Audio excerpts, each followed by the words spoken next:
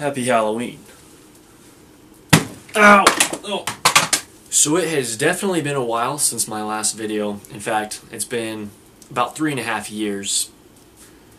But I have a perfectly good reason. I was actually serving a 2-year mission for the LDS Church. And if you have any questions on it, I'm going to leave a link in the description that you can click on to find out more about what I did. But today is Halloween, and I wanted to make this video to talk about my favorite movies from the Universal Monster movie collection.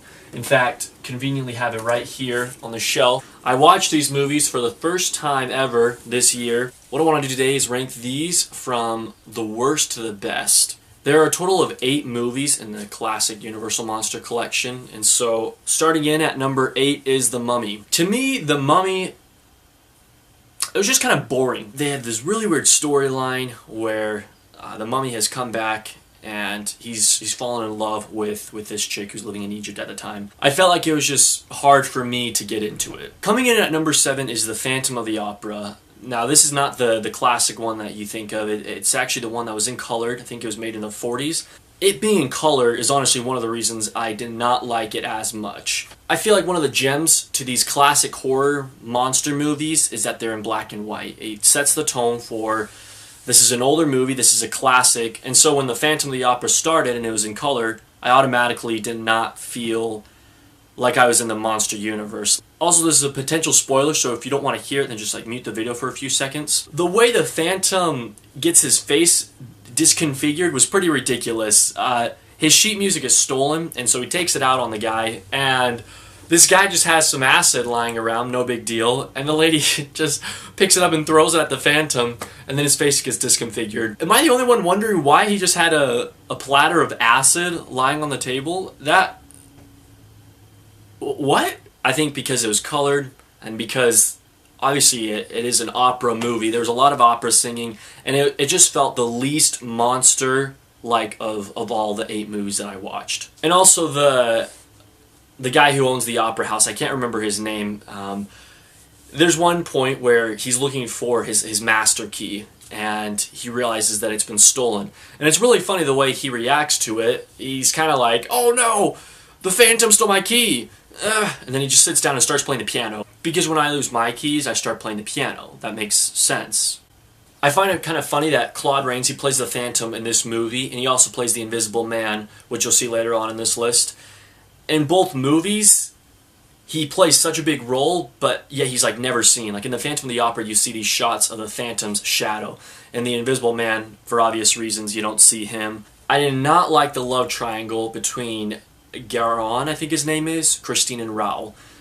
It just felt forced. It felt like they were trying too hard to get laughs, and it ended up just being awkward to watch, humor that wasn't really funny, and it didn't really fit in the monster universe. It didn't fit in this movie that I wanted to be scared of, that I wanted to feel like I was watching a monster movie. Coming in at number 6 is The Bride of Frankenstein. This movie should not be called The Bride of Frankenstein. It should be called Frankenstein 2. Or better yet, it should be called Bride of the Monster. This movie really focuses on the monster and how he continues to struggle being a monster. I mean, he makes a few new friends, and he's starting to learn more words. And it's about him the whole entire movie, and then in the last 6 minutes, you see the bride of the monster. I'm gonna rate this candy. This one tastes delicious, and now later it tastes delicious.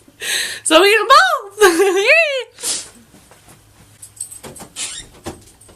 But I can say that I did like the whole 6 minutes that the bride of the monster was in.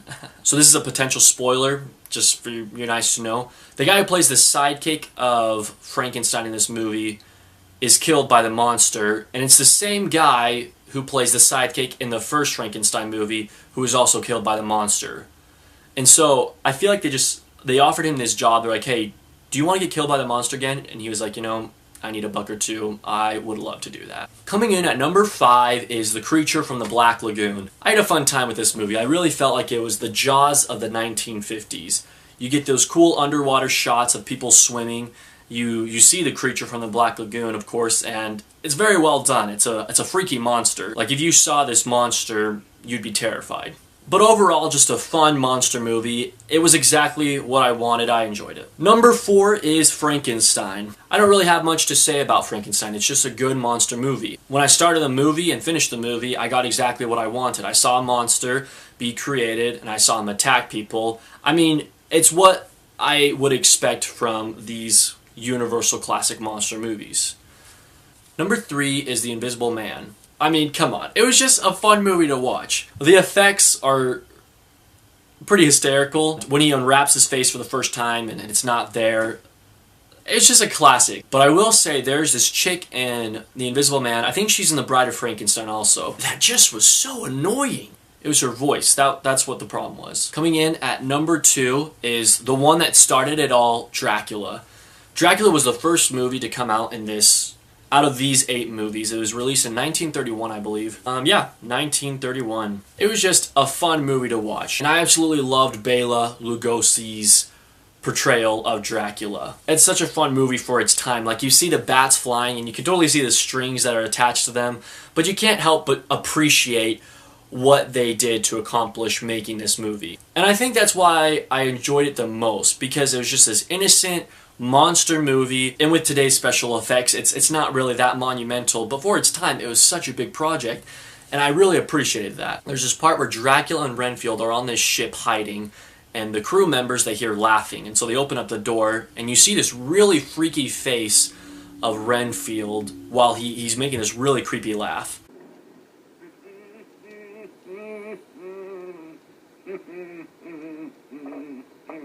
And I was genuinely kind of spooked out by that.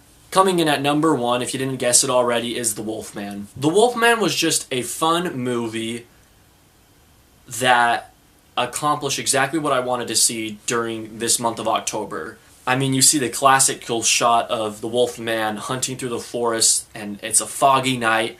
You hear him howl, and it was just amazing. I was enjoying all of it. I've got to give props to the actor Lon Chaney Jr. I think that's his name. He's the one who played the Wolfman. He did very good at this role. He's accused of killing a person, and there's a scene where you see him visit the grave, or visit the person's coffin who he allegedly killed, and he just starts crying. And the crying is genuine, and I feel like in these older movies, the acting is a little more dramatic and it's not as believable, but this was a very well acted scene where you see this guy cry and you can tell he really feels bad about what he did. Everything from this movie was the epitome of a monster movie to me. And that's why Wolfman is my number 1 monster movie. I had a great time watching these movies this year. I plan on watching all of them next year, except for a few. Thank you so much for watching this. If you liked what you see and you want to see more, click right here to see more. Sorry, Jeremy. I plan on making more videos in the future, so definitely hit that subscribe button and have a happy Halloween. I'm gonna go give her the trash that she dropped in my room.